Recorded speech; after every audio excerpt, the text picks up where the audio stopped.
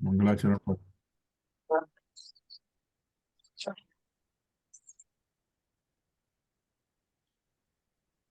मंगलाचरण करेंगे। ओम नमः सिद्धेभ्याय जय श्री ओम नमः सिद्धेभ्याय जय श्री ओम नमः सिद्धेभ्याय। मंगलम भगवान वीरो मंगलम गौतमो गणे मंगलम कुंद कुंदाद्यो जय धर्मोस्तु मंगलम। सर्वमंगल मांगल्यम सर्व कल्याण कारकम प्रधानम सर्वधर्माणां जैनम जयतु शासनम। जैनं जयतु शासनं जैनं जयतु शासनं। नमः समय साराय स्वानुभूत्या चकाशते चित स्वभावाय भावाय सर्वभावांतरच्छिदे। कुंद कुंदाचार्य द्वारा रचित समय सार नामक ग्रंथ का संवर अधिकार का जो शेष भाग है अपन उसकी चर्चा कर रहे हैं। उसके बाद निर्जरा अधिकार की ओर बढ़ेंगे। तो कौन सी गाथा है बताइए, बहन जी हैं यहाँ पर तो बहन जी उसका निराकरण करेंगे। नहीं, बहन जी ने तो निराकरण करने की कोशिश की, वो आपके ऊपर छोड़ दिया है। अच्छा। वो टर्म थी जीव जीव भाव जीव भाव कर्म, शायद ऐसे था ना। और पदगल भाव कर्म। हाँ तो इन टर्म में कि डिफाइन करने में मतलब कुछ समझ में नहीं आ रहा था हाँ हाँ कि हाँ। क्या है दोनों शायद। अच्छा, ये 129 नंबर का है। हाँ, वो 129 नंबर का। एक्शन। ओके।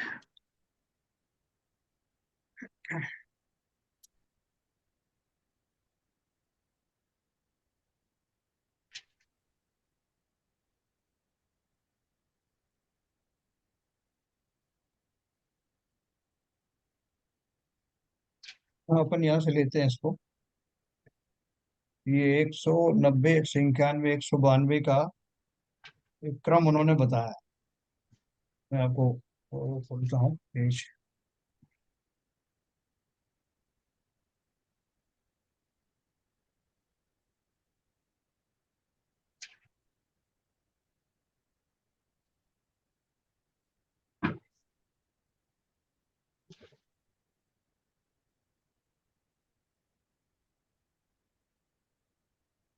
ये देखिए जरा। हाँ हाँ, और करिए, ऊपर करिए।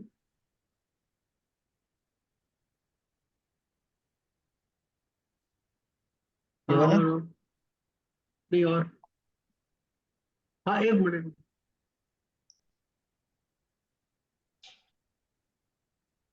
और नीचे करिए। हाँ, रुकिए जरा। सर यहीं से ले लीजिए, 190, 91, 92 पद से। हाँ, ये अपने आप आ जाएगा उसमें फिर वो। जैन साहब, हाँ, इसी में कहीं पर ये ये जीव भाव ये तीनों तो गाथाओं ये का, तीनों ये गाथाओं से ये शुरू कर दीजिए, अपने आप आ जाएगा। एक मिनट बहन जी यही पीछे। हाँ, यही विषय है। ये उन्होंने वहां से आचार्य जैसे इनकी टीका से लिया है। हाँ हाँ उसको कोड किया है, तो यही है। इसी में है ना, ये जीव के पुद्गलगत हाँ हाँ पुद्गल पिंड रूप और पुद्गलगत भाव कर्म और जीवगत भाव कर्म की बात करी है उन्होंने। हाँ हाँ हाँ। हाँ। ओके। हाँ, 129 नंबर पे ये है। संपद्यते संवरेश साक्षात शुद्धात्म तत्वस्य किलोपलम्भात् सभेद विज्ञानत एव तस्मात् तद्वेद विज्ञानम तीव्र भाव्यम। भाव क्रोधादि जीव रूप को जीव भावगत भाव कर्म कहते हैं और पुद्गल पिंड शक्ति रूप को पुद्गल द्रव्यगत भाव कर्म कहते हैं। ये तो अपन पहले से भी पढ़ते हुए आए हैं। जीव के जो उस संबंधी जो भाव होते हैं वो जीव के होते हैं, और उस संबंधी जो पौद्गलिक कर्म होते हैं जो उसके निमित्त से आते हैं वो पौद्गलिक होते हैं। इसमें तो कोई शंका है नहीं। फिर भी और इसको आगे और स्पष्ट किया है, कहा भी है। पुग्गल पिंडो दब्बम पोहादि भाव दब्ब दब्बंत तु, इसे जीव भावगत कहते हैं। और पुग्गल पिंडो दब्बम तत्सत्ति भाव कम्मतु, इसे पुद्गल द्रव्यगत कहते हैं।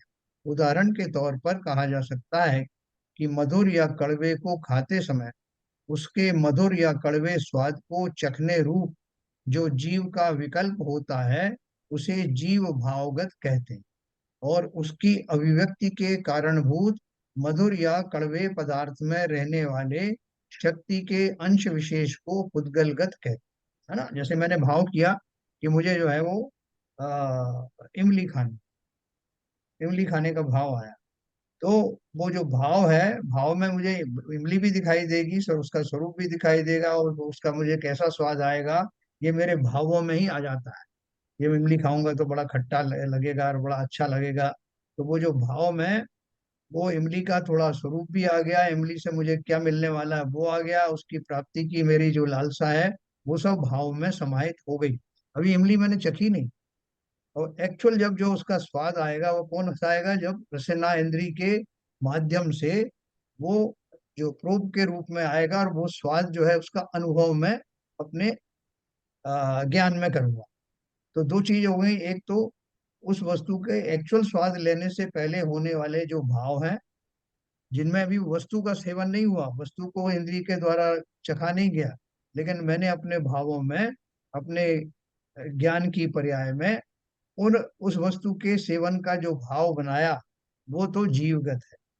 और वो जब वो एक्चुअल में इंद्रिय के द्वारा उसमें स्वाद आया और वो स्वाद का अनुभव मैंने अपने ज्ञान में किया, वो चूंकि डायरेक्टली पुद्गल जन्य होने से पुद्गल का अ, ज्ञानेंद्रिय भी पुद्गल है और वो वस्तु भी पुद्गल है, उन दोनों के संयोग से होने वाला जो कुछ भी रस आया उसका अनुभव जीव ने अपने ज्ञान में किया। तो लेकिन वो उसमें सीधे सीधे दो डायरेक्ट चीजें आ गई जो पौद्गलिक हैं, दिव्या इंद्रिय आ गई, वो वस्तु स्वयं आ गई, और उनके निमित्त से होने वाला जो कुछ भी रिएक्शन था, जो कुछ भी उसकी उपलब्धि थी, उसको ज्ञान ने जाना। तो ज्ञान ने जाना भले ही, लेकिन उसमें मुख्य रूप से पौद्गलिक का जो संयोग होने से जो कुछ भी हुआ उसको पुद्गल के खाते में डाला। और उसके पहले जैन का जो साहब, भाव था, हाँ, उसके जैन पहले का साहब, जो भाव था, उसका आस्वादन करने का जो भाव था, वो चैतन्य के उसमें डाला। लेकिन भाई साहब जैन एक बात साहब, बताऊं, एक बात। हाँ जैन हाँ। साहब, हाँ हाँ, एक एक करके ये बोलिए, बता कोई बोली। हाँ ये बताइए जैन साहब हाँ कि ये तो बात सही है जो आपने उदाहरण दिया, हाँ मगर जो कर्मों का जो उदय आता है, हाँ। तो कर्मों का उदय आएगा उसका जीव पहले से एडवांस में ऐसे भाव कैसे कर सकता है? अच्छा, आपका मतलब वो पहले से हाँ ठीक है। देखो उसको मैं दूसरी उदाहरण दूंगा अभी आपको। इस प्रकार नहीं, भाव इसी उदाहरण कर्म। मुझे मुझे ठीक करना, इस उदाहरण हाँ में क्या, मुझे बात करनी है। क्या दूसरा बोल रहे हैं? उदाहरण देना पहले, इसी इसी उदाहरण पर मुझे कुछ कहना है, वो हाँ सुन बोलिए, लो। उसका बोलिए बोलिए। दूसरा उदाहरण बाद में मैं ये कह रहा था, जैसे आपने आपने अभी कहा, हाँ इमली का स्वाद, इमली खाई नहीं, हाँ लेकिन भाव में इमली है, लेकिन अब वो पुद्गल में आप बताया कि इमली खाई भी और उसका स्वाद वो भी लिया। तो हाँ मेरा कहना सिर्फ इतना है, इमली ये स्थिति पहले भी हो सकती है, भाव में हमने इमली का स्वाद सोचा और बॉडी उसी तरह एक्ट कर गई, मुंह में पानी भी आ गया और सब कुछ हो गया, तो उसे क्या कहेंगे? हाँ। वो पुद्गल तो वो पुद्गल का काम तो वहां हो गया, क्योंकि जीव देखो, पुद्गल है और जीव में जो पानी निकला वो पुद्गल है। हम्म, भाव केवल केवल जीवगत है, तो जीवगत भाव हुए, इमली खाई नहीं और उसका उसका एक्चुअल में स्वाद नहीं लिया, लेकिन भाव में ही आई और पुद्गल भी बन गई। ये इसका बहुत बढ़िया बात है। ये ये कहानी जो क्या है इसमें? आपने जो बात कही है वो एक ट्रांजिशन स्टेज है, दोनों के बीच की जो स्टेज है, जी जी वो जी जी जी स्टेज जी। में जो अभी देखो आपने कहा कि जीव ने भाव किए, इमली की कल्पना करने मात्र से उसके मुंह में जो है पानी आ गया, वो मुंह कड़वा भी हो गया, जैसा भी हो गया, खट्टा हो गया। हाँ हाँ तो वो जो दशा है वो तो सीधे सीधे साक्षात जो है पौद्गलिक ही है। हाँ मतलब मेरे भावों का निमित्त पा करके मेरे इंद्रियों से श्राव शुरू हो गया, उसमें से हाँ जो रस निकला ना, जिसको हम कहते हैं मुंह में पानी आ गया, तो वो हाँ। जो जिव्या इंद्री से जो श्राव हुआ वो पौद्गलिक है ना। हम्म जैसे हम बोलते हैं कि मुझे क्रोध आया, क्रोध के भाव आते ही जो उसकी आंखें लाल हो जाती हैं और हाथ पैर फड़कने लगते हैं, तो वो सब हम्म कैसे हुआ कि वो निमित्त हम्म नैमित्तिक है। जिस समय जीव के भाव वैसे होते हैं, उस समय होने वाले जो पौद्गलिक केंद्र हैं वो अपने आप से उनका निमित्त पा करके उस योग्य कार्य करते हैं। तो उसमें जो पूर्व उसके पहले उसका श्राव आना है, फिर वास्तव में खाना है, ये सब उसकी स्टेजेस हैं, और ये सब पौद्गलिक है। लेकिन जो भाव उसके चल रहे हैं, उसको भोगने के जो वो भाव चल रहे केवल हैं वे जीवित है। खाने, वो सब भाव करें। तो सिंपल बात है, उसमें कोई कॉम्प्लिकेशन नहीं। एक्चुअली जैसे इसमें जो डाउट जो आ रहा था वो मैं थोड़ा सा बताऊंगा। मतलब क्या था कि हम लोग ये समझ रहे थे कि दोनों को अलग अलग क्यों किया है। हाँ क्योंकि पहली स्टेज में जैसे कि जब वो कोई जो जो पदार्थ है वो भी पुद्गल है, मधुर हो या कड़वा हो जैसा भी हो एक्चुअली। हाँ और उसके जीव में विकल्प हो रहे हैं, क्योंकि भाई वो कैसा है, अच्छा हुआ तो मतलब से अलग अलग मन में विकल्प बन रहे हैं उसके, तो इसलिए जो विकल्प तो जीव ही करता है। हाँ तो हाँ, इसलिए इस समय जो भाव बने उसको हम बोल रहे हैं जीव भावगत जीवगत, कर्म, जीवगत है वो, भावगत है। जीवगत है। हाँ और ये भी इसमें निमित्त वही पुद्गल ही बना है, हालांकि जो पुद्गल पदार्थी को देखकर ही वो सब भाव आए हैं। तो बेसिक बेसिस तो पुद्गल का चीज ही है। अब जब उसने उसको खा रहा है उस समय, तो जिव्येंद्री के थ्रू उसको उस पुद्गल पदार्थ का जो गुण है वो उसे पता चल रहा है। तो हाँ, वो भी देखो, जीव को ही पता चल रहा है। तो नहीं उसको बने पुद्गल भाव कर्म क्यों बोल रहा है, उसको वो तो जीव जीव ही कर रहा है जो भाव कर रहा है। देखो देखो जीव के भावों की धारा तो निरंतर चल रही है। एक में विकल्प आ रहे हैं, क्योंकि जब तक वो उसने खाया नहीं है तब तक विकल्प आ रहे हैं कि वो सोच रहा है कि हाँ खा के बहुत अच्छा लगेगा, या जो भी एक खाऊंगा दो खाऊंगा या जो भी उसका रहेगा मन में विकल्प चल रहे हैं। और जब वो खा रहा है तो उसमें कोई विकल्प नहीं, वो ऑलरेडी क्रिया चालू हो चुकी है। अब उसमें उस समय विकल्प नहीं है, केवल उस गुण का जो उसके गुण है पुद्गल के, वो गुण का अनुभव कर रहा है उस समय। देखो, इसमें मुख्य और गौण का भेद है। अभी आप एक मुनिराज ने आहार लेने का उनको भाव आया कि चलो आहार चर्या पे निकल पड़ते हैं। तो वो उस समय उनके भाव आया कि भाई थोड़ी सी कुछ ऐसी क्षुधा जैसी कुछ प्रतीत हो रही है, और उसको अपन साध लेंगे तो अपन शेष टाइम में अपन अच्छे ध्यान भाव में आ जाएंगे, जो इंद्रियों की उथल पुथल है वो थोड़ी शमन को प्राप्त होगी। ऐसा भाव करके वो आहारचर्या के लिए निकले। तो अभी इनका ये कौन सा भाव है? ये भाव वाला है या पुद्गल वाला है? ये तो भावगत है। भावगत है ना। अभी इसमें उन्होंने ना तो कुछ खाया है, ना पिया, ना मन में सोचा है कि मुझे हाँ वहां मतलब ये खाने को। ये जीवगत वाला, ये मतलब जीव ही तो भाव कर रहा है, भाव तो जीव हाँ ही जी, करता है उसको। हाँ हाँ, जीवगत की बात कर रहे हैं, जीवगत या भावगत एक ही बात है। तो वो जीवगत की बात हो रही है इसमें पूरी तरह से, क्योंकि वहां उन्होंने ऐसा कोई आकार भी नहीं बनाया कि मैं आहार में मुझे क्या मिल जाएगा और कैसे मिलेगा, ये कुछ भी नहीं सोचा। खाली उनका एक भाव आया कि मैं शरीर की जो क्षुधा है उसका शमन करूं, उससे जैसे तैसे इसको समझा बुझा करके अपने मन को और अपने वापस जो है फिर स्थापित हो जाऊं। अब वो वहां से निकले, और निकलने के बाद उनको अंतराय हो गया, भोजन में अंतराय हो गया। वो अंतराय होने में उनकी दो तरह के भाव हो सकते हैं। एक तो वो एकदम क्षुब्ध हो जाए, दुखी हो जाए कि मैं निकला था अच्छा खासा, आज पता नहीं क्या था, मेरा जो है भाग्य में नहीं था तो मुझे मिला नहीं।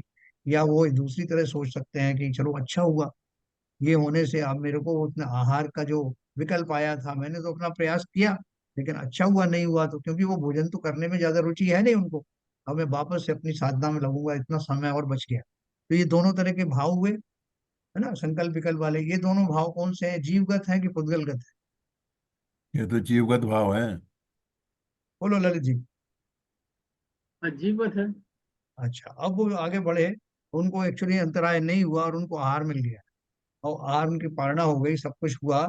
उसमें उनको जो है जो भोजन आदि उनके हाथ पे रखा गया और उसको उन्होंने उदरस्त किया, उसको निगला। उस समय उन्होंने देखा भी रोटी कैसी है, उसमें कोई वो तो नहीं है, दोष तो नहीं है, और कोई दोष तो नहीं आ रहा है। और जिभ्यांतरी पे भी रखा उनका, ये रोटी ले लीजिए, सब्जी ले लीजिए, उनका भी उन्होंने किंचित, उनको स्वाद तो आया ही, क्योंकि अभी संज्ञा शून्य तो हुई नहीं इंद्रियां। तो उस समय जो मुख्य क्रिया जो चल रही थी उनकी, वो भाव प्रधान थी या उद्गल प्रधान थी? पुद्गल प्रधान थी सर। पुद्गल प्रधान थे। हाँ, भले ही आप ये कहोगे कि भाई उनको ज्ञान तो हो रहा है ना कि वो क्या कह रहा है, तो ज्ञान तो जीव को ही होता है, तो उसको क्यों नहीं आपने जीव प्रधान कहा, इसको आप उद्गल प्रधान क्यों कह रहे हो? बताइए। मैं वो एक्चुअली जीव का एक्शन ज्यादा है, मतलब देव के जो भाव आ रहे हैं हाँ, पहले वाले केस में जो, तो जीव प्रधान हो गया, जो वो तो अभी उसकी इंद्रियों ने ये नहीं, पर एक्चुअली उस समय कैसे चक्षु इंद्रिय ने उसको देखा है। ये सबने देखा, पहले इंद्रियां क्या, एक साइड में रखो, इंद्रियां सब एक साथ में लगा लो आप।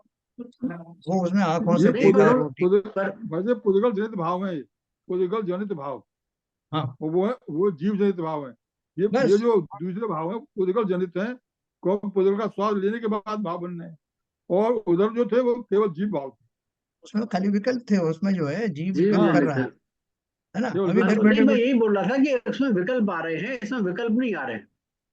हाँ, इसमें दोनों में ये विकल्प डिफरेंस हो रहा है कि नहीं, विकल्प भी आएंगे, दूसरी तरह के विकल्प आ सकते हैं। जैसे एक रोटी खाने के बाद अब कोई एक दाल लेके खड़ा है, दूसरे ने ड्राई फ्रूट जो है देना शुरू किया, तो वो सोचेंगे ये लूं कि ये लूं या ये नहीं लूं, या इससे मुझे कुछ हो जाएगा, मेरे अभी जो है जुकाम चल रहा है, विकल्प तो इस तरह आते के। रहेंगे, विकल्प विकल्प तो आते हाँ रहेंगे। फिर तो तो जीवगत हो गए उस समय का, वो ट्रांजिशन फेज में वो जीवगत भाव आ गए फिर बीच में। हाँ, मतलब मतलब तो देखो पुद्गल एक भाव और जीवित भाव दोनों ही है। मतलब जैसे आपने बोला पुद्गल की प्रधानता से आ रहे हैं, तो आप उसे बोल रहे हैं पुद्गल गल गल जनित, गत भाव, बस। पुद्गल जनित। पुद्गल जनित भाव। और अगर वैसे ही आ रहे हैं, मतलब जीव जनित आ रहे हैं, तो मतलब हाँ, वो जीवगत जीव जनित भाव। हो गए। इस तरह से सिंपल, हम, इस तरह से बिल्कुल क्लैरिटी आ रही है इसमें। बिल्कुल सिंपल बात है, बिल्कुल और in simple. Between sir interchange भी हो सकती है, एक आ रहा हो फिर दूसरा आ सर जाए, तीसरा बदलते रहे। हाँ, अरे बहुत जल्दी जल्दी इंटरचेंज भी होते हैं।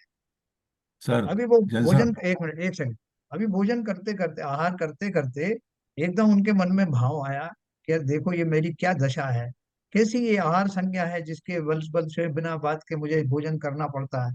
काश वो दिन कब आएगा जब मैं क्षुधा रोग से पूर्णतः विमुक्त हो जाऊंगा। अब ये कौन से भाव हुए, पुद्गल जन्य हुए कि जीव जन्य हुए?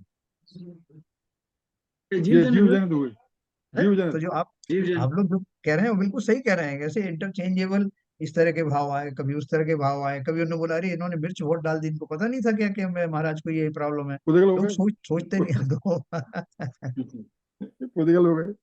है ना। नहीं, तो वो, जैन हाँ साहब भाई, जो आपने स्थिति बताई ना अंतराय वाली, हाँ जी, और एक आपने इमली की बात हुई। हाँ आपने सोचा क्या कहते हैं कि चलो भाई हापुस का सीजन आ गया है, आज हापुस के आम खाए जाएं, चलो बाजार जाते हैं। हाँ और उस समय भाव आए, वो जीव जीव जंतु भाव है ये। और बाजार में गए और हापुस आम आए नहीं, हाँ जब तो आपने केसर नहीं लेके था आ और गए। स्वाद रंगे नहीं, तो हाँ, वही स्थिति बनी ना। अरे जी बहुत सारी, अब आम की याद मत दिलाओ, आप आम का सीजन चल रहा है तो और देखो आपके घर के चारों तरफ आम ही आम है, बिखरे हुए हैं। कुल मिलाकर के जो आपने कहा कि पल पल में जीव के विकल्प बदलते हैं, जिनमें यहाँ पुद्गल पदार्थों के सेवन का डायरेक्ट, एक तो डायरेक्ट है, एक इनडायरेक्ट है। डायरेक्ट उनका, उनके स्पर्श का, उनकी जो पर्याय की का स्वचखने रूप जो भाव है, वो सबको उन्होंने पुद्गलगत बताया। और जिनमें वो वस्तुएं तो प्रकट है नहीं, इंद्रियों ने उनका स्वाद लिया नहीं, खाली मानसिक आपका जो व्यवहार चल रहा है वो सब जीव के भावगत है। जी जी। है ना। तो देखो हम जब भोगों को भोगते हैं, कोई भी पंचेंद्रिय के जब भोग भोगते हैं, तो उसमें दोनों तरह की चीजें होती हैं। इसमें एक शारीरिक क्रियाएं भी होती हैं और मानसिक भोग होते हैं, दोनों मिला करके वो क्रियाएं संपन्न होती हैं। और कई बार तो जीव को जो है वो फिजिकल क्रियाओं की जरूरत भी नहीं पड़ती, वो मानसिक भोग भोग करके संतुष्ट हो जाता है। तो ये जो है ना, ये विचित्रताएं चलती हैं और एक दूसरे से इतना कनेक्टेड होती हैं कि उनको सामान्य व्यक्ति तो अलग अलग कर नहीं पाता। दूसरी बात आपने पहले भी पढ़ी होगी कि जीव अपने ज्ञान में उन वस्तुओं को नहीं जानता, बल्कि अपनी ज्ञान की पर्याय में बनने वाली तरंगों को, यानी उनकी जो चित्र उसके जो भाव में बनते हैं उनको जानता है। और उसके कारण उसको समझ में आता है कि मैंने किसको जाना। जैसे दर्पण है ना, दर्पण एक बहुत बड़ा एक क्लीन कैनवास है, उसमें एक मोर आकर के खड़ा हो गया सामने।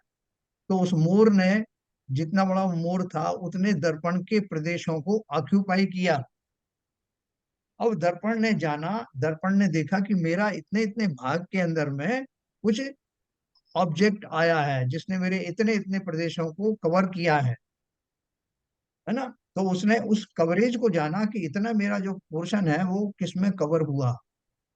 तो जिसमें कवर हुआ उसने जान लिया कि जो कवर हुआ है वो इतने बाई इतने का कोई जीव है, इस साइज का जीव है। उसने कलर भी जान लिया, इस कलर का जीव है। तो अगर ज्ञान होता दर्पण को तो बता देता कि एक मोर नाम का जीव है, उसको मैंने अपनी पर्याय में आने वाला ऑब्स्टेकल, यानी जितना उसने जगह घेरी है उसमें उसको मैंने डायरेक्ट नहीं जाना, बल्कि मेरा कितना जो है पोर्शन जो है वो घेरा गया, उसके द्वारा जाना कि इतना घेरने वाला, इस रंग का वाला ये कोई ऐसा ऐसा जीव है। तो जीव स्वयं भी जब जानता है तो उसका मैकेनिज्म क्या होता है, वो अपने ज्ञान की पर्याय को जानता है, वस्तु को डायरेक्ट नहीं जानता। आप देखो साइंस में भी ये बताया कि मेरे सामने मान लीजिए एक पुस्तक रखी है, तो मैं पुस्तक को डायरेक्ट नहीं देख रहा, पुस्तक के आसपास से निकलने वाली जो रश्मियां हैं, किरणें हैं, वो टकराकर मेरे रेटिना पर पड़ती हैं और उसकी एक इमेज बनती है। वो इमेज जो है उल्टी बनती है, फिर मस्तिष्क उसको सीधा करके देखता है, तब मुझे ज्ञान आता है कि ये पुस्तक है। तो साइंटिस्ट ने भी प्रूव किया है कि मैं डायरेक्ट पुस्तक का ज्ञान ना करके अपने मस्तिष्क में बनने वाली इमेज के द्वारा करता हूँ। यही हमारे यहाँ बताया है कि जीव अपने ज्ञान की पर्याय में बनने वाले जो चित्र आदि हैं, उनके द्वारा वस्तु का ज्ञान करता है।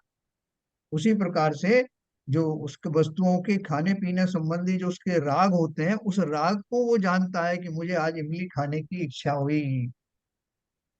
किससे जाना? मेरे अंदर में जो उत्पन्न होने वाले राग हैं, उसके द्वारा जाना।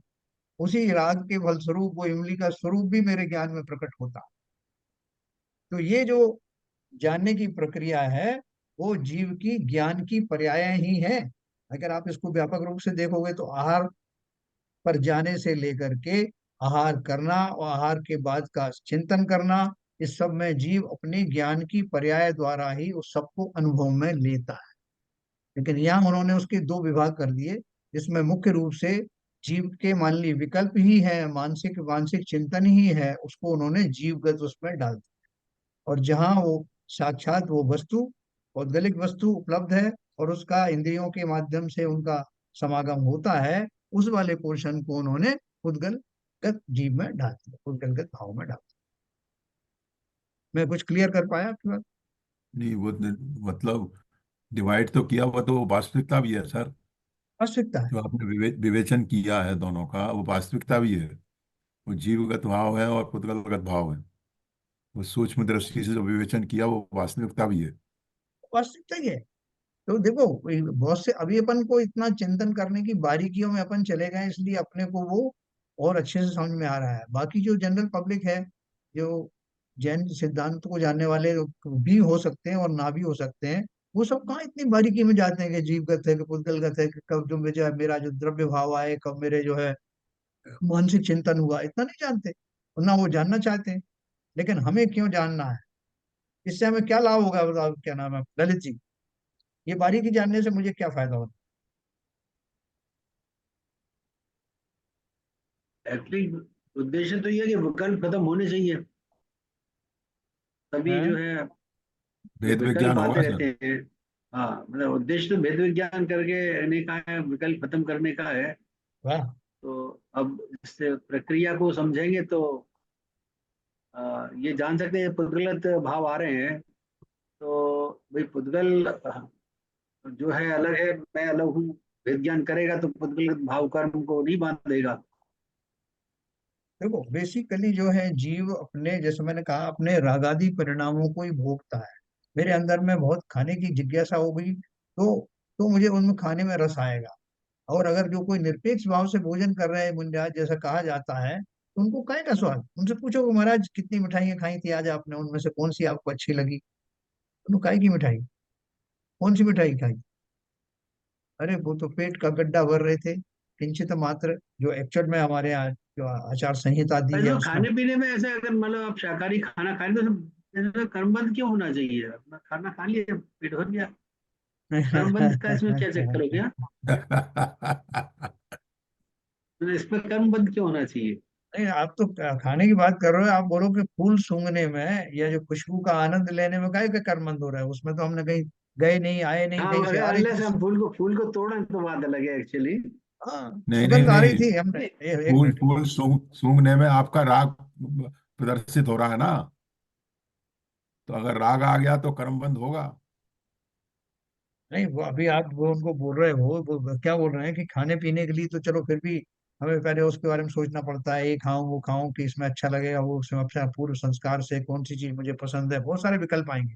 लेकिन एक सामने से बहुत अच्छी खुशबू होके जा रही थी, फिर एक खुशबू आई, फिर दूसरी खुशबू निकली, अब मुझे मुझे उसमें आनंद आया, ये वाली खुशबू अच्छी।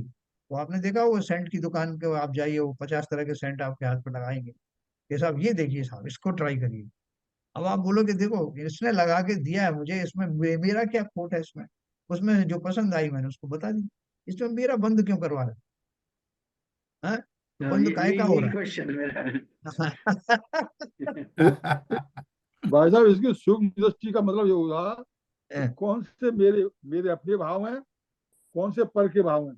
निज के भाव और पर के भाव में जब तक भेद नहीं होगा, तब तक हम ज्ञानी नहीं बन सकते। तो इसलिए ये इसी अच्छा, सूक्ष्म ज्ञानी दृष्टि कैसे का मतलब सोचेगा कि हम बाबू जी, चलो हमारे। बताओ। ये जो मैंने आपको उदाहरण दिया, हाँ इसमें ज्ञानी किस तरह से सोचेगा जी। और अज्ञानी कैसे सोचेगा? सुगंध के रूप में मैंने बहुत ज्ञानी अच्छी आज सोचे, भाई साहब। ज्ञानी को सोचने की चाहिए कि ये जो वस्तु स्वभाव है, इसका खुशबू है, ये वस्तु हाँ स्वभाव है, इसमें मेरा इसमें क्या, उससे कर्मबंदी नहीं होगा उसे। ज्ञानी को कर्म इसलिए नहीं होगा कि हाँ। वस्तु स्वभाव समझता है वो, कि फूल का स्वभाव गंध देना है, सुगंध दे या दुर्गंध दे। ये ये ये द्रव्य हैं, ये पॉजिटिव द्रव्य हैं, इनमें सुगंधी और दुर्गंधी दोनों होती है। आज हाँ ये सुगंधी दे रहा है, दुर्गंधी भी है, तो इसलिए अगर ऐसे भाव रखेगा, मतलब सम्यक भाव, हाँ। तो लेना देना नहीं है, तो कोई कर्म नहीं होगा। नहीं तो हम जो संसारी प्राणी हैं, जो हाँ। नित्य दृष्टि जीव है, वो उसमें उसमें खुशबू आएगी तो उसमें मैं बैठ जाएगा, मैं सोचेगा ये आपकी है, ये अच्छा खत्म ना चलो, हो। खुशबू और बदबू जो है वो पौद्गलिक भाव है या जीव के भाव? जो खुशबू किसमें से आ रही है? और सुगंध पौधे व के भाव है, सुगंध। पौधे है ना? के भाव, क्योंकि पौधे के जो भाव। परमाणु परमाणु होता है, जो हाँ उद्गल द्रव्य होता है, उसमें रूप रस गंध वर्ण अपन ने पढ़ा ना। हाँ बिल्कुल बिल्कुल, पौधे का भाव। तो ये किसका स्वभाव है? ये उद्गलिक स्वभाव है। अब अब हाँ बिल्कुल मैं सही है। अब मैंने सूंघा, तो मैं कौन हुआ? अगर मैं इसको ही मानता हूं हाँ, कि मैंने जी। सूंघा, मैंने इसका भोग किया, तो मैं जीव हुआ क्या या अजीब हुआ? जीव तो सूंघता ही नहीं है। मैं तो सही सही ने सूंघा।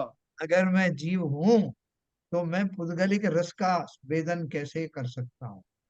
बिल्कुल सही उसके बात। लिए अपन ने व्याप्य व्यापक भाव पढ़ा था ना, कि जो व्यक्ति, जैसे मैं मिट्टी का घड़ा है तो मिट्टी उसके संपूर्ण प्रदेशों में व्याप्त होगी।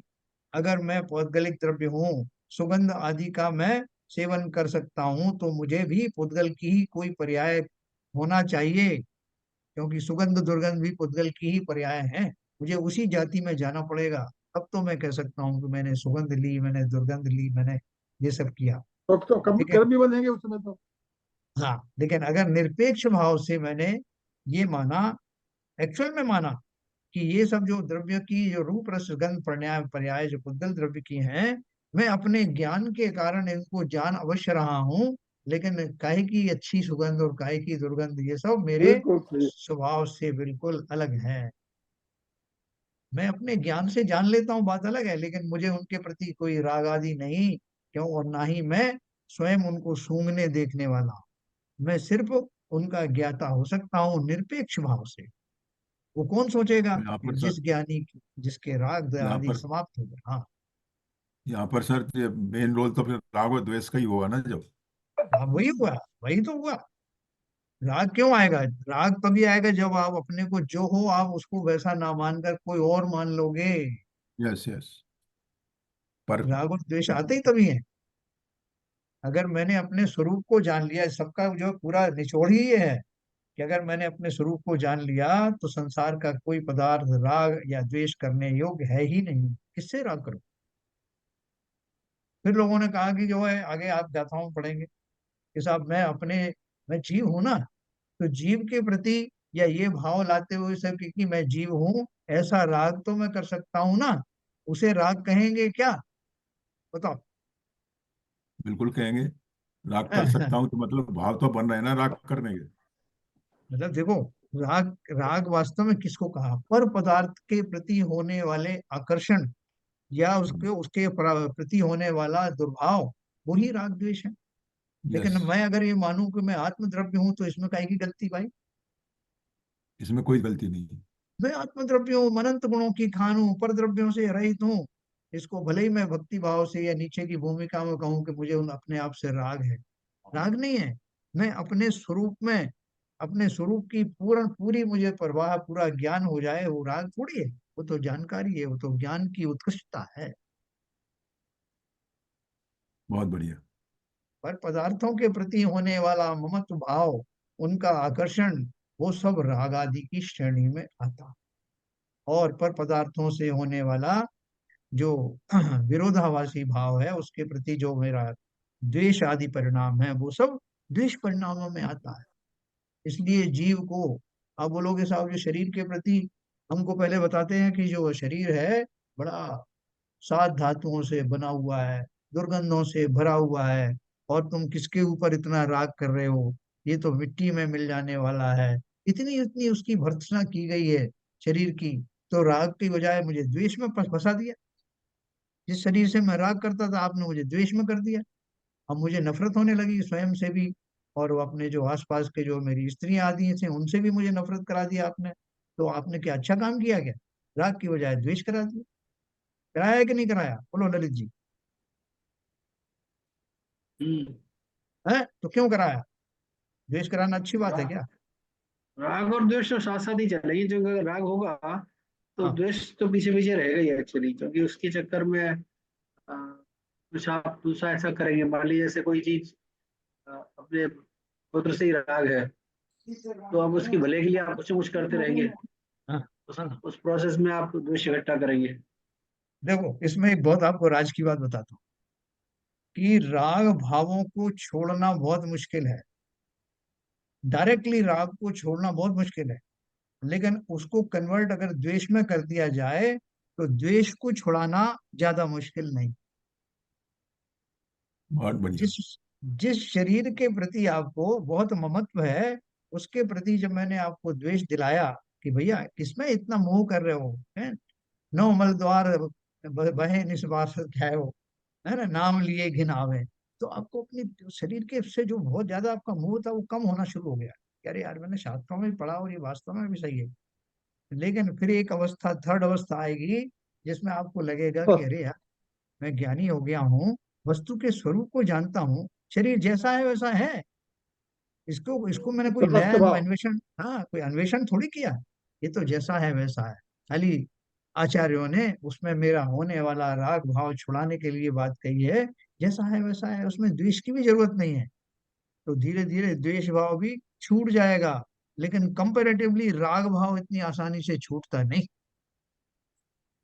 इसलिए रागादि भाव कहा जाता है। वो जो कोई जानवर है ना, नॉनवेज खाता है, तो जब वो किसी बिल्ली है तो चूहे को पकड़ लिया उसने, तो उसका राग इतना तगड़ा होता है कि आप बिल्ली के सिर पे मारोगे तब भी वो उसको छोड़ेगी नहीं। उसको अपने मरने से भी डर नहीं कि मेरे चोट आ जाएगी, उसके मुंह में जो आया हुआ उससे इतना राग है कि वो छोड़ने को तैयार नहीं। तो राग जो होता है बहुत जबरदस्त होता है, और अपने ऊपर जो द्वेष परिणाम जो होते हैं वो अपेक्षाकृत बहुत हल्के होते हैं। आपने किसी से बहुत दुश्मनी करी और किसी ने बहुत ज्यादा उससे आपको समझाया कि भैया इससे ज्यादा द्वेष करने की जरूरत नहीं है, ये तो बेचारा किसी का दूध था, किसी के कहने पे आया हुआ था, इसको माफ करो, तो आप कर दोगे। लेकिन राग किसी से है, आपको लाख बता रहे हैं कि भैया ये आपकी पत्नी है, ये छूट जाएगी, ये आपके बाल बच्चे इसी भाव में हैं, उसके बाद नहीं, लेकिन आप साहब वो बात आपकी सही है मगर क्या करें, छूटता नहीं। बिल्कुल सही कह रहे हैं आप। बिल्कुल आप बिल्कुल सही कह रहे हैं। ये तो इसी वजह से फंसे हुए हैं। इसी वजह से इसी फंसे के हुए लिए हैं संसार में। देखो, इनके शब्द जो है, जो मैंने गाथाओं में समय सार आदि में जो बताया ग्रंथों में, उनका पर्पस है समझाने का। वैसे ही नहीं है कि जब मैं जीवादि भावों को समझूंगा, अपने विकल्प भावों को समझूंगा, उसी के कारण वास्तव में एक्चुअल में भोगने आदि के भाव इंद्रियों के द्वारा होते हैं, तो विकल्पों के जब चले जाने के बाद, रागादि भाव चले जाने के बाद, उन इंद्रियों के द्वारा उनके प्रयोग का भाव आता ही नहीं है। तो इसलिए ब्रह्मचर्य के दो भेद बताए ना, चील भाव नव बाण, ब्रह्म भाव अंतर लखो, कर दोनों अभिलाष, करहु सफल नर भव सदा। अंदर से ओहो मैं तो जीव द्रव्य हूँ, परम द्रव्य हूँ, परम ब्रह्म हूँ, और बाहर से समस्त व्यवहार के द्वारा होने वाले अपने कुशील संबंधी आचरणों का त्याग, और अंदर में मैं क्या हूँ उस भाव, ये दोनों मिला करके कंबाइन होते हैं। इसी को निश्चय और व्यवहार से ब्रह्मचर्य कहते हैं। ब्रह्म भाव अंतर, अरे क्या लाइन है ये।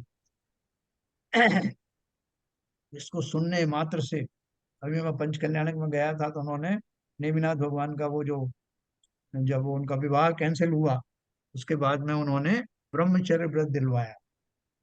तो एक बड़ा सा जो है एक वृक्ष का जो है दृश्य दिखाया और उसके नीचे बहुत सारे जो है अब जो ब्रह्मचारी थे, ब्रह्म की साधना कर रहे थे, वो सब दिखाए और उन्होंने लोगों को सभा में से कहा कि आप में से कितने लोग हैं वो संसार को छोड़ने चाहते हैं।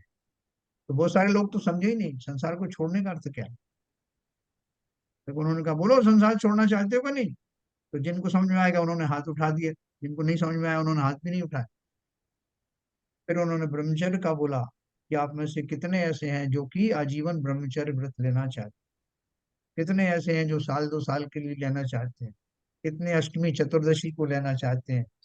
तो जिसके जैसे भाव होंगे वो वैसे ही करेगा। किसी जो अगर लिमिट आपने कर लिया तो पहले बड़ा घबराएगा कि ऐसा है यार, ऐसा कैसे कर लूं मैं। और उम्र क्या है, 80 साल। तो देखो जीव की बहुत दशाएं हैं, अंतर में बहुत वासनाएं भरी हुई हैं। उस जीव को कई बार स्वयं भी नहीं मालूम कि मेरे अंदर कितनी वासनाएं भरी। तो इसलिए आचार्यों ने ये जो जीव भावगत और पुद्गल भाव हैं उनके माध्यम से, शरीर आदि के माध्यम से भोग आदि की जो परिकल्पना है और अपने अंदर में भरे हुए राग आदि के कारण से जो निरंतर विकल्प चलते रहते हैं, उनको सेग्रीगेट कर दिया 2 फॉर्म में। इसलिए वो अलग अलग है। क्यों कहा कि साहब जो शील की 9 बारें होती हैं स्त्री आदि के उनके पलंग पर भी मत बैठो, एकांत में किसी स्त्री से बात मत करो, भोजन आदि कम करो, भूख से कम करो, गरिष्ठ भोजन मत करो, ये सब तो जो है औद्गलिक है ना, इंद्रियों से संबंधित है, शरीर से संबंधित है। सीधे एक बात कह देते हैं कि इन सब की बात नहीं है, खाली ब्रह्म भाव अंदर रखो, तो हो जाता क्या काम। तो इसलिए अस्थि से नास्ति से दोनों बताया जाता है कि बाह्य में वो संयम करो जो बाह्य के संयम है और अंतर में अपने भावों को निर्मल करो। इसलिए ये दोनों तरह के भाव बताए। बाह्य वस्तुओं से बचना, कई बार मेरे भाव बिगड़ जाते हैं, बाह्य वस्तुओं के संसर्ग मात्र से भाव बिगड़ जाते हैं, मेरा संकल्प डोल जाता है। इसलिए उसको संयम जगाने के लिए, भाव संकल्प शक्ति को जुटाने के लिए मुझे पहले बाह्य वस्तुओं से भी दूर रहने का निर्देश दिया जाता है। धीरे धीरे करके जब मैं पुष्ट हो जाता हूँ तो वो बाह्य वस्तुएं भी क्यों ना मेरे सामने खड़ी कर दी जाएं। जिस तरह भक्तामर पाठ में पढ़ते हैं ना, सुरबालाएं तुम्हें दिखाकर हाव भाव में यदि लावण्य, कर न सकी तो विमल चित्त में रंचक विकृति काम मल जन्य, अचरज क्या यदि प्रलय पवन से उड़ जाते गिरि शिखर नगण्य, किंतु कभी क्या विचलित होता मंद रात्रि का शिखर सुरम्य। हे जिनेन्द्र भगवान, मेरु पर्वत जैसे आपकी दृढ़ता छोटे मोटा पर्वत थोड़ी है जो आंधियों में उड़ जाए। आपके सामने कितनी कितनी सुंदर देवांगनाएं, अप्सराएं, इंद्रानियां सब घूमती रहती हैं, लेकिन आपके विमल चित्त में जरा भी विकृति नहीं आती। ये प्रेरणाएं हैं। तो इसलिए हम जैसे जो अपन थोड़े से अभी उतने सुदृढ़ संकल्पवान नहीं हुए, जिन्हें हमें इंद्रियों में और पूरे विकल्पों में भेद नहीं मालूम हो, वो अपने इंद्रिय जन्य सौंदर्यों में पिघल जाते हैं। इसलिए बहुत सूक्ष्मता से समझना। तो इस प्रकार भाव कर्म का स्वरूप जीवगत और उद्गलगत 2 प्रकार का है। ऐसा भाव कर्म के व्याख्यान के समय सर्वत्र समझना चाहिए।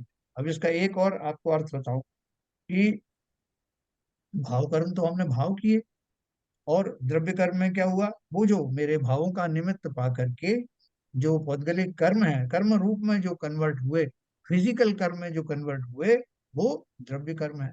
ये अपन ने पिछली गाथा में भी सबने पढ़ा, ठीक है ना। तो उसके इस तरह से भी भाव अपन कर सकते हैं।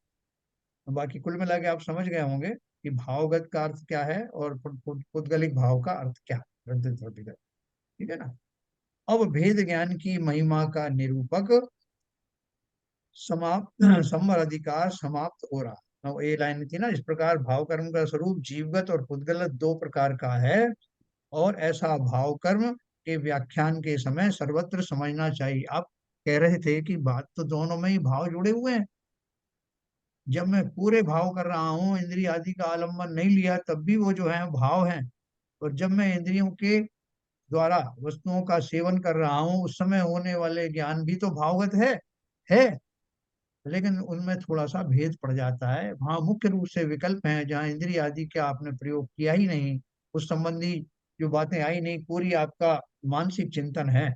और जब उन वस्तुओं का आप जो उपयोग आदि करते हैं, उस समय होने वाला चिंतन में मुख्य रूप से पौद्गलिक वस्तुओं का संबंधी भाव होते हैं, इसलिए उनको पुद्गलगत कहा बहुत लंबा अच्छा विवेचन कर दिया सर आपने।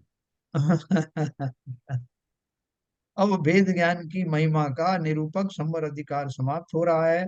अतः अब भेद ज्ञान की भावना भाने की प्रेरणा देने के लिए आचार्य अमृतचंद्र 3 कलश काव्य लिखते हैं। और उसके बाद अधिकार की समाप्ति पर जिस प्रकार प्रत्येक अधिकार के आदि व अंत में ज्ञान ज्योति का स्मरण करते आ रहे हैं, उसी प्रकार इस अधिकार के अंत में भी ज्ञान ज्योति का स्मरण करेंगे। उक्त कलशों में से भेद विज्ञान की भावना भाने की प्रेरणा देने वाले प्रथम कलश का पद्यानुवाद इस प्रकार है। जो भी आगे जो आने वाला है उसके लिए।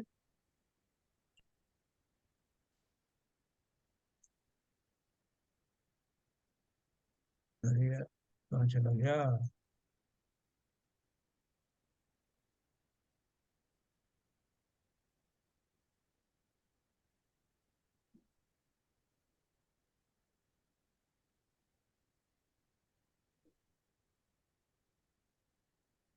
विंडो कहाँ चली गई यार मेरी? विंडो बंद कर दिया आपने। हैं? विंडो गायब खिड़की हो बंद, खिड़की बंद हो गई। गई। हाँ, वो कुछ मुझे मुझे ही गालियां दे रहा है, आपने ये कर दिया वो कर दिया इसलिए ऐसा हो गया। चलो, आप बने रहना लाइन पे, मैं उसको लेके आता हूँ। शेयर स्क्रीन दोबारा टच कर लीजिए, शेयर स्क्रीन हाँ, से वापस जाइए। नहीं शेयर स्क्रीन पर नहीं आ रहा है वो। आ रहा है, आ रहा है। नहीं, वो चीज नहीं आ रही है इसमें आपका फोटो आ रहा है बस खाली। शेयरिंग में ही आ रही है। Stop share. आप पहले स्टॉप शेयर करके फिर करिए। तो इसको मैं स्क्रीन आउट हो जाऊं पहले? नहीं, स्क्रीन आउट मत होइए, हाँ। शेयरिंग आप बंद कर दे, शेयरिंग बंद कर दीजिए और हाँ, फिर वापस शेयर करिए। वो नहीं आ रहा ना, वो ये और दूसरा और स्क्रीन मत आ रहा होइए। है। हाँ, और मत ये होइए। दूसरा स्क्रीन आ रहा है ना ये। चलो दोबारा नहीं, आप पूरा आपका बाहर होके दोबारा डेस्कटॉप आ जाइए। पे वो क्लोज हो गया आपका। लो, हाँ। हाँ डेस्कटॉप पे आपकी फाइल क्लोज होगी, आप फाइल पे डेस्कटॉप पे ओपन करिए आप उसको। हाँ, तो वो डेस्कटॉप अभी मैं कर सकता हूँ। तो फाइल क्लोज हो गई है ऐसा लगता है। हाँ। आ गई।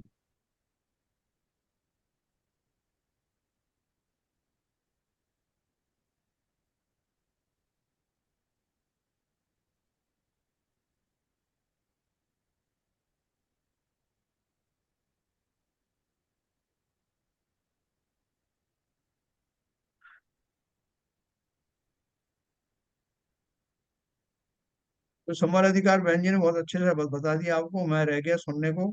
और वो भी नहीं मैं। निर्जरा चालू हो गई अब निर्जरा निर्जरा ही चालू हो करना। गया, निर्जरा। हाँ, अब निर्जरा ही करना पड़ेगा सीधा सीधा। बिना संभल के नजर नहीं, आप बेकार है। डाउन डाउन करिए, नीचे करिए। संभल के ऐसा? नीचे बिना करिए नजर सर, बेकार है। बहुत आगे चले गए। अच्छा अच्छा। 132 लास्ट था कलश। हाँ, ये है। हम्म। इस ये आ प्रकार गई है। ये करना पड़ा ना। ये वेद हाँ, ज्ञान की शुद्ध यही है। हाँ, ये तो ये इसमें ज्यादा हैंडी टच बेंजी ने कर दिया था ये। ये कर दिया था ना। 131 संवर अधिकार शुद्ध विज्ञान प्रकट शुद्ध तत्व की उपलब्धि हुई। अब निजा चलेगी। वेद विज्ञान प्रकट करने के अभ्यास से शुद्ध तत्व की उपलब्धि हुई, है ना? हाँ यहीं से ये कर वाला। लो, हाँ, हाँ, यहीं शुरू कर लो। शुद्ध इसी तत्व को की उपलब्धि से राग समूह प्रलय हुआ, वेद ज्ञान से शुद्ध तत्व की उपलब्धि हो, शुद्ध तत्व की उपलब्धि से राग नाश हो, राग नाश से कर्म नाश, और कर्म नाश से ज्ञान, ज्ञान में स्थिर होकर शाश्वत हो जावे। ये राग नाश होने से कर्म नाश हो जाता क्या? देखो ये लाइन क्या लिखी उन्होंने, राग नाश से कर्म नाश और कर्म नाश से ज्ञान, ज्ञान में स्थिर हो जाए। ये प्रक्रिया आपको सही लग रही है? प्रक्रिया तो यही बताइए सर।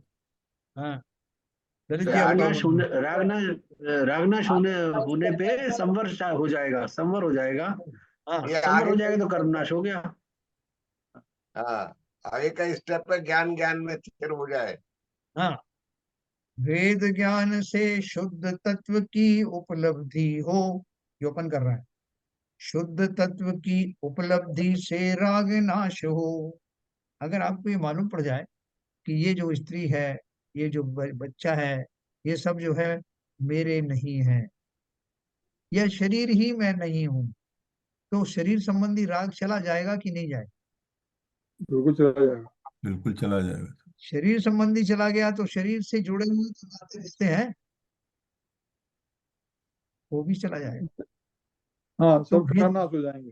है ना, तो भेद ज्ञान हुआ तो शुद्ध, तो फिर पता लगेगा जब मैं स्त्री नहीं हूं, मैं पुरुष नहीं हूं, मैं शरीर नहीं हूं, तो मैं कौन हूं? तो मैं मालूम पड़ा जीव। कि मैं तो जीव द्रव्य हूँ। तो वो सारा भेद विज्ञान हो गया। तो भेद विज्ञान जी होने हाँ। से मैं जो हूँ उस स्वरूप की प्राप्ति मुझे हो गई, मैं शुद्ध आत्मा हूँ। ऐसा भेद ज्ञान से शुद्ध तत्व की उपलब्धि हो। फिर क्यों हो? उपलब्धि से क्या होने वाला है? शुद्ध तत्व की उपलब्धि से राग नाश हो। जब मैंने नक्की कर लिया कि भैया मैं शरीर नहीं हूँ, मेरा इसलिए पौद्गलिक किसी भी वस्तु से मेरा कोई संबंध नहीं, वो मेरे कभी थे ही नहीं, ना मेरे कभी होंगे, मेरे ना हुए ये, मैं इनसे अति भिन्न अखंड निराला हूँ। निराला। निज में पर से अन्यत्व लिए, निज समरस पीने वाला है। जब ये भाव हो गया तो न केवल राग समाप्त हो गया, बल्कि फिर राग समाप्त होने से, जब राग ही समाप्त हो गए जो कि मूल चीज थी जिसके कारण से कर्म बनते थे, तो उसकी उद्गम स्थान ही समाप्त हो गया। राग नाश से कर्म नाश, और कर्म नाश से फिर कर्म नाश खत्म हो गया, कर्म ही आने ही बंद हो गए, क्योंकि ज्ञान आपका राग खत्म हो गया तो कर्म भी आने बंद हो गए। तो कर्म बंद हो गए तो क्या फायदा हुआ? ज्ञान ज्ञान में स्थिर होकर शाश्वत हो जावे। अभी मेरा ज्ञान किसमें लग रहा था? उन वस्तुओं में लग रहा था जिनसे मेरा राग है, कि भाई साहब देखो मैंने पूरा आज समाज की सेवा की है, इतना इतना सबका काम किया, परिवार के और जनों की भी मैंने बहुत ज्यादा काम किया, कम से कम अपने बीवी बच्चों का तो ख्याल करना पड़ेगा ना, अभी उनका ध्यान रखूंगा। तो मैंने अपने ज्ञान को या उपयोग को और जगह से समेट के अपने बाल बच्चों में लगा दिया। तो वो किसी ने कहा कि भाई साहब आप जी बहुत देर से कभी समाज में लग रहे हो, कभी परिवार में लग रहे हो, अब थोड़ा सा अपने आप में भी करो ना, थोड़ा सा कोई चिंतन विंतन करो। बोले क्या चिंतन करें यार, अभी 5 मिनट की जाप देकर तो आए ना, और चिंतन क्या करें, अब हमें और भी काम करना है। वो सारे जो काम करने हैं वो सब समाप्त हो जाते हैं। क्या मुझे क्या करना है? मेरी कोई स्त्री नहीं, मेरे कोई पुत्र नहीं, मेरा कोई मकान नहीं, मेरा कोई शरीर नहीं, मैं तो आत्मद्रव्य हूँ। तो अब किसका व्यापार करूं, किसकी चिंता करूं, किसमें लगूं? अब मुझे ज्ञान को पर द्रव्यों में, पर पर्यायों में लगाने की आवश्यकता बची ही नहीं। अब राग कहाँ लगेगा, ज्ञान कहाँ लगेगा? स्व में लगेगा। इसलिए उनका ज्ञान ज्ञान में कर्म नाश हो गया, तो ज्ञान ज्ञान में स्थिर होकर शाश्वत हो जावे। अब मैं उस उच्च कोटि के मुनियों की श्रेणी में आ गया, जहाँ चिंतन बखूबी अपने अंदर ही लगने लगा। और लगते लगते लगते लगते एक समय ऐसा आया कि अब वो इधर उधर जाता ही नहीं। पहले हवा चलती थी तो मेरी जो दीपक की जो ज्योति थी इधर उधर होती होती, कभी इधर जाती थी, कभी उधर जाती थी, कभी इधर जाती थी।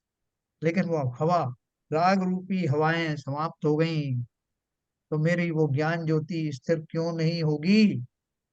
स्थिरता को प्राप्त हो गई।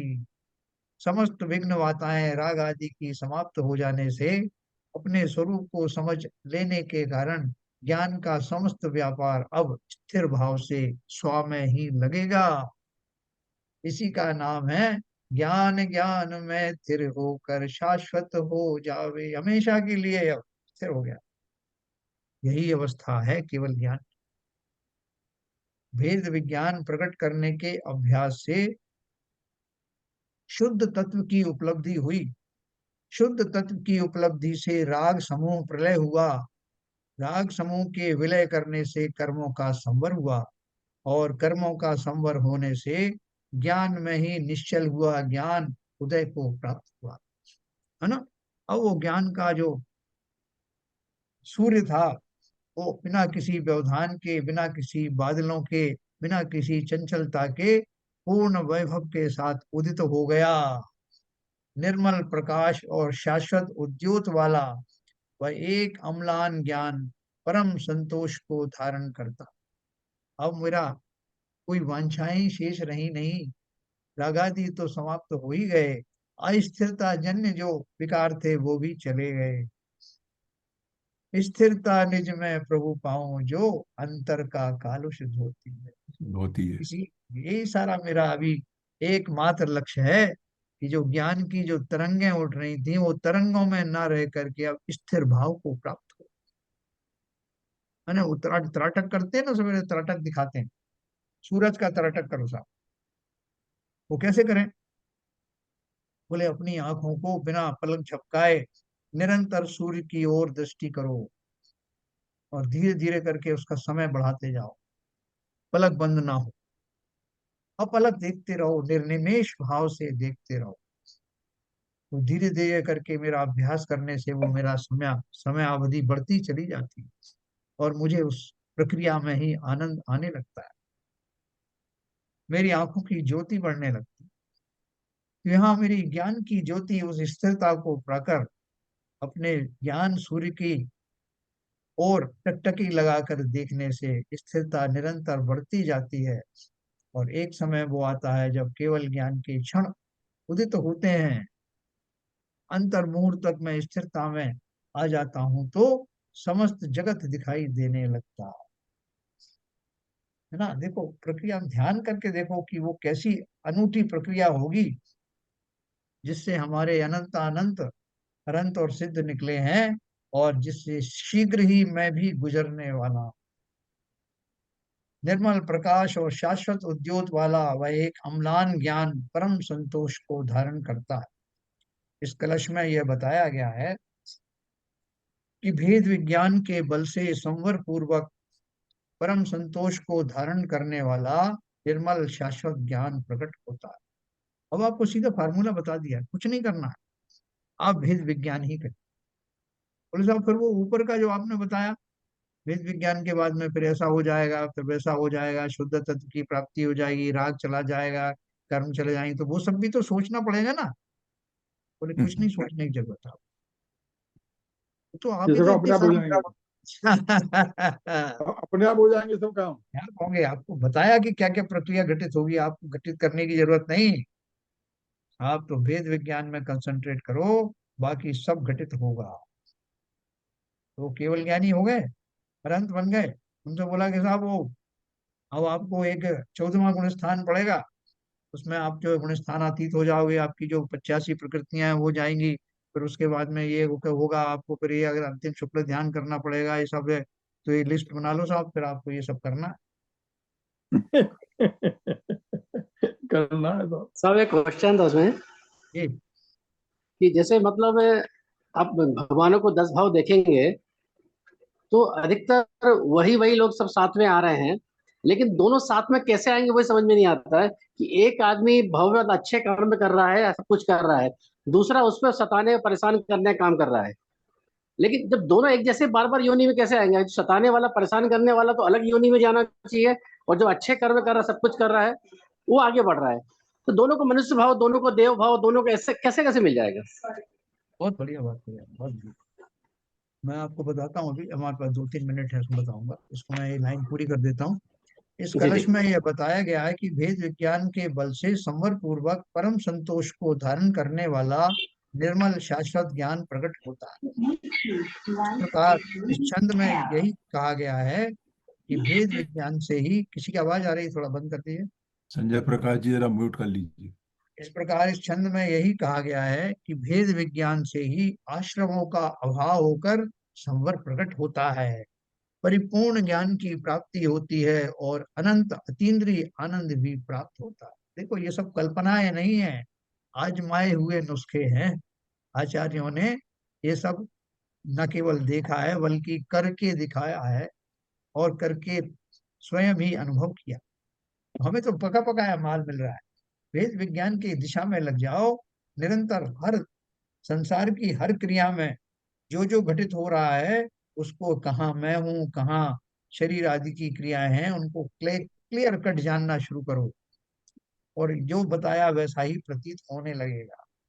वेद विज्ञान केवल से संवर पूर्वक परम संतोष को धारण करने वाला निर्मल शाश्वत ज्ञान प्रकट होता। इस प्रकार छंद में यही कहा गया है कि वेद विज्ञान से ही आश्रमों का अभाव होकर संवर प्रकट होता है, परिपूर्ण ज्ञान की प्राप्ति होती है, और अनंत अतीन्द्रिय आनंद भी प्राप्त होता है।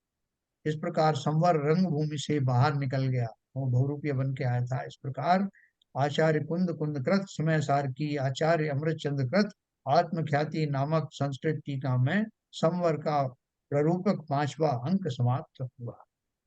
ठीक है ना। इस प्रकार हमारा ये संवर जो है समाप्त हुआ। अपन कल से निर्जरा की बात करेंगे। संजय प्रकाश जी ने एक प्रश्न पूछा था, मैं उसका उत्तर आपको कल दूंगा, और लेकिन उसकी भूमिका बता देता हूँ। हाँ, एक मिनट।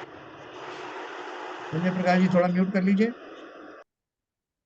हाँ, उसकी भूमिका मैं बता दूं कि जो राजुल थी ना, नेमिनाथ का पंचकल्याण में भगवान का देख के आया ना, उसमें राजुल की कथा आती है कि वो 7 भाव पहले भी राजुल का और नेमिनाथ का संग हुआ था। उसमें राजुल को स्वयंवर रचाना था, तो उन स्वयंवर की एक अलग विधि उन्होंने अपनाई। उन्होंने बोला सुमेरु पर्वत जो 1 लाख योजन ऊंचा और 40 योजन उसकी जो है चूलिका है, उसके टॉप पे खड़े होके, क्योंकि वो विद्याधर थी, वहां से वो एक माला फेंकेंगी, वरमाला, और जो कोई भी उस मेरू पर्वत की 3 प्रदक्षिणा लगा करके उस ऊपर से गिराई गई माला को अधर में झेल लेगा, उससे वो ब्याह करेंगी। ये राजुल के जीव ने नेमिनाथ के साथ में पहले के भाव में ये घटना घटित हुई, जिसमें उनके 2 भाई जो थे उन्होंने भी वो कोशिश की, लेकिन वो सफल नहीं हुए। उनको पता नहीं था कि मेरे भाई भी करीब कर चुके हैं। तीसरे में ये खुद गए और ये उसमें कामयाब हो गए। तो राजुल का जीव उस जब तब भी वो राजकुमारी था, तो तब उसने निर्णय किया कि मैं नेमिनाथ के जीव के साथ शादी कर। लेकिन नेमिनाथ जी इनको पता लगा कि मेरे 2 भाई ट्राई कर चुके हैं, तो उनकी इच्छा थी इनको वरण करने की, इसलिए ये मेरे लिए भावी हुई, तो इसलिए मैं कैसे कर सकता हूँ। और उन्होंने उनको मना कर दिया, मैं नहीं कर सकता। फिर क्या किया, राजुल के जीव ने दीक्षा ले ली कि मैं और किसी से करने वाली नहीं। और फिर बाद में नेमिनाथ के जीव ने भी दीक्षा ले ली। उसके बाद 7 भाव जब निकल गए, ये सब नेमिनाथ चिंतन कर रहे थे, जब उनकी बारात लौट रही थी उस समय उन्होंने अपने 9 भाव पूरब के देखे, उसमें 7वें भाव में ये पड़ा हुआ है। और फिर इस भाव में भी ऐसा ही हुआ, लेकिन खाली खाली सीक्वेंस बदल गई। पहले दीक्षा ली नेमिनाथ ने, बाद में राजुल। लेकिन वही घटना की पुनरावृत्ति हुई 7 भवों के बाद भी। ये जीव कई कई भवों में साथ साथ जाते हैं, और वहां ये तो मैंने अच्छी अच्छी जो संयोग थे वो बताए। लेकिन ये संजय प्रकाश जी का प्रश्न शायद ये है कि जिस तरह पारसनाथ के जीव और कमट के जीव साथ साथ मिले इतने भवों में, एक कोई देव बन रहा है तो दूसरा राक्षस बन रहा है, एक मनुष्य बन रहा है तो कोई कुछ बन रहा है। हाँ, एक हाथी बने तो वो सर्प बन गया।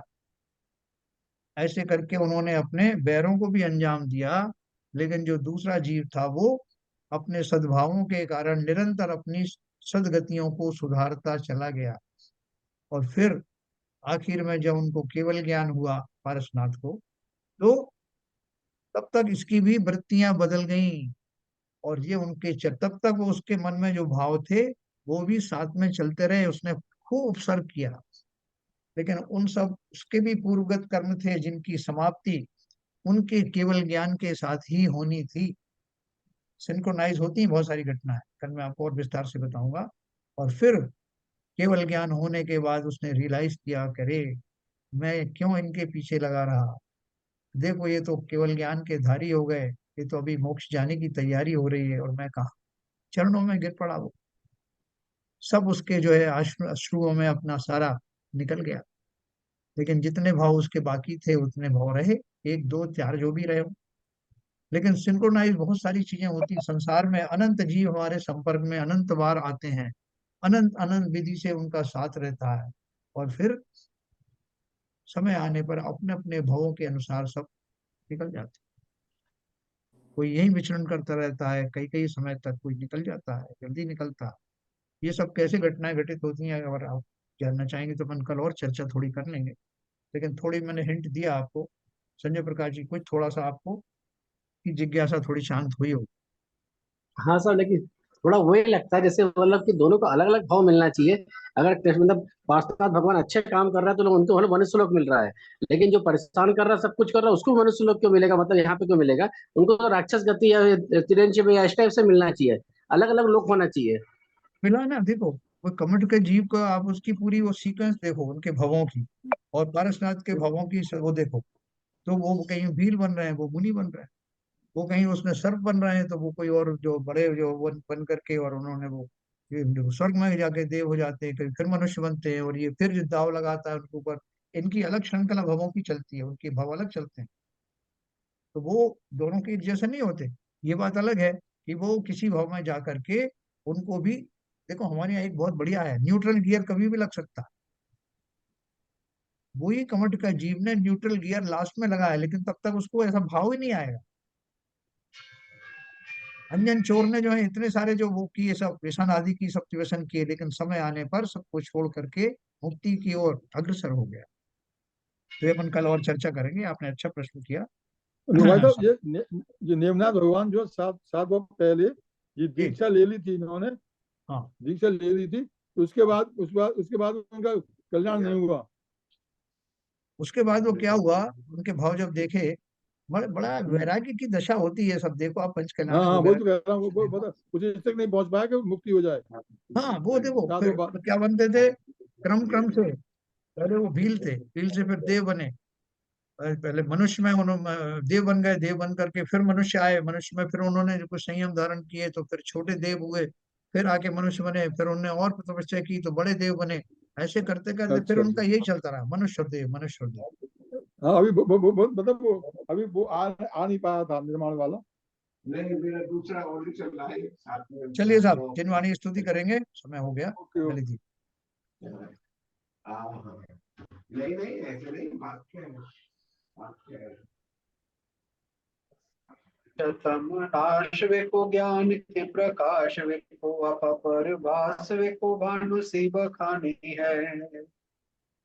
छह द्रव्य जान वे को बंध विधि भान वे को स्वपर पिछान वे को परम प्रमाणी है। अनुभव बताए वे को जीव के जताए वे को काहू न सताए वे को भवे और आनी है। जहाँ तहाँ तार वे को पार के हो तार वे को सुख विस्तार वे को यही जिन वाणी है। हे जिनवाणी भारती तो है जबूदन रहन, जो तेरी शरणा गए सो पावे सुख चैन। क्या वाणी के ज्ञान से सूझे लोका लो, तो वाणी मस्तक धरो सदा देते हैं दो, सदा देते हैं दो। जिनवाणी माता की जय। जय। जय। नमो करना।